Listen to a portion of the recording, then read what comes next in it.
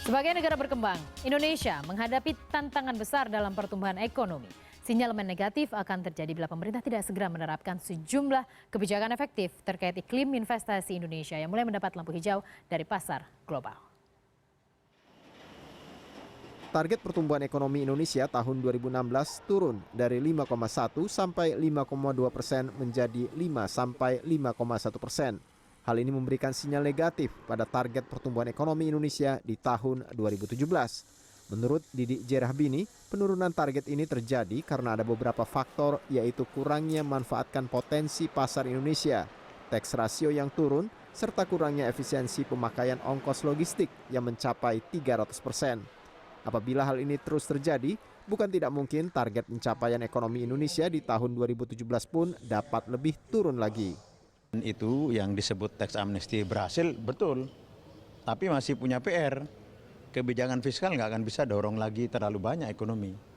Nah itu yang harus diefisienkan.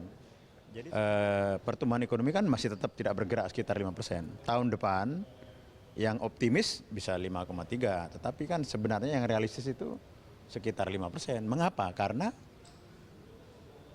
kebijakan-kebijakan yang kita keluarkan, deregulasi, debirokrasi, kesaktiannya itu sudah mulai turun atau tidak berpengaruh signifikan. Itulah.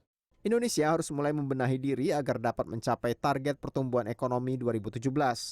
Tidak hanya berfokus pada belanja pasar dan ekspor, menaikkan pasar investasi menjadi modal paling penting untuk semakin menyehatkan iklim ekonomi di Indonesia.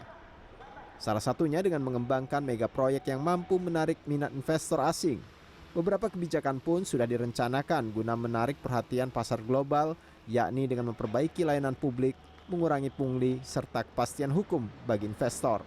Dalam beberapa minggu ini kelihatan sekali bahwa sentimen investor sangat positif. Ya. Jadi setelah 2 tahun banting tulang, bereformasi, paket kebijakan demi paket kebijakan, akhirnya investor merespon. Ya. Dan kelihatan sekali bahwa sekarang dalam diskusi-diskusi dengan investor, dialognya bergeser dari minat lebih menjadi niat.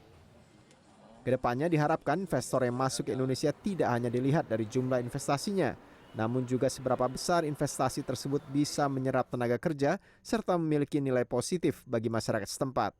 Ruli Kurniawan, Jakarta.